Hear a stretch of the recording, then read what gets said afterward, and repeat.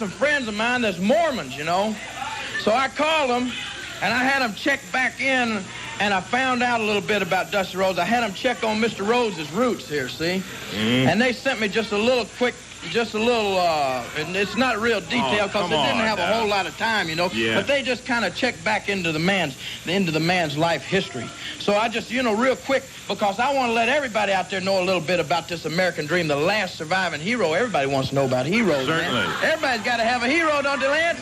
Sure, baby. Let me tell you just a little bit. Let me just check this down. Now, did you know, look at this, the name Rhodes is actually of Polish descent. Did you know that?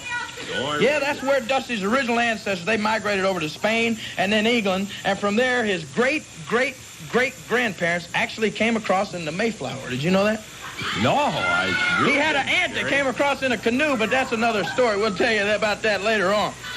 Then from there, it says here that from the year 1781 until 1927, the Rhodes family, this is what it says. Now, this is legitimate, man.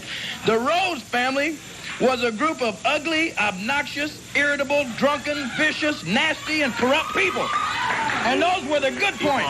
That's the good point. Yeah. So what we're going to do, we're just not going to worry about that. We're going to kind of skip over that. We're going to get down into Dusty a little bit more recent past. That would be nice. He had it. Let's start with his great uncle. That's his Uncle Back Rhodes.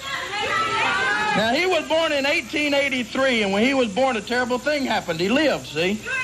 But now, he wasn't, you know, he had a lot of nice relatives. He wasn't the kind of guy that grow on trees. Matter of fact, he was hanged from one, and his funeral was the first one where they actually threw a bouquet to the crowd, as his Uncle Back Rhodes.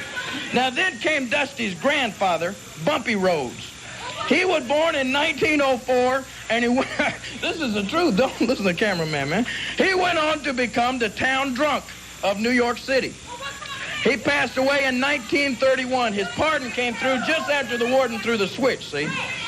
But before he died, he left a son, and that was Dusty's father, Gravel Rhodes. This is all the truth, man. The Mormons sent me this. Yes. See, Gravel was born in 1922, and he had a lifetime ambition to get into pictures, and he finally did. The one down on the post office walls. You've all seen those. That's right. His Dusty father set a good example for him. He never got married. But in 1939, Gravel, that's Dusty's father, met Dusty's future mother, Virginia Blankenship. That's right, her name was Virginia. They used to call her Virgin for short, but not for long. In 1943, she became, can you say that word or should you say in a family way? That's fine. That's okay, fine. Anyway, you know, she thought she was going to have a baby, but the doctor thought she had a malignant tumor. Anyway, it turned out they were both right, so they named it Dusty Rhodes. When Dusty was born, his father immediately hired a lawyer to try to find a loophole in the birth certificate. And this is, see, it goes right down. This is when he was a very unruly child, he used to go down to his mother's place of business, turn the red light off. Then when he was 5 years old, he was playing jacks.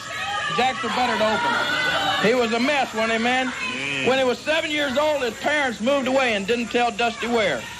So in 1956, he finally graduated from East High School in Trimble, Texas. Wasn't bad enough that he was the meanest kid in school, but he also had a perfect attendance record, see? Made it worse. And in 1957, our man, the dream, Dusty Rhodes, enrolled in Texas Tech University. But he was weeded out of college because they caught him smoking it later on, see? Then 1959, Dusty Rhodes turned to sports. After a brief job as a lifeguard in a car wash, he finally turned to sports, and he first tried his luck at boxing. Dusty Rhodes started out as a boxer. Didn't know that. That's the truth. Look, the Mormons said this. He had to give it up because he had bad hands. See, the referee kept stepping on him. And he got knocked down so many times that he sold advertising space on the soles of his shoes. So finally, in 1962, Dusty Rhodes began his illustrious wrestling career. And he started at the bottom, and he stayed there ever since. And he's so popular, he's just right now, it says he's about as popular as cockroaches in the ghetto. And that brings us up to right today, Dusty Rhodes are going to be here, and they summed it all up, the Mormons summed it up by saying, if it's true the good die young, then Dusty Rhodes will live to be 120 years old.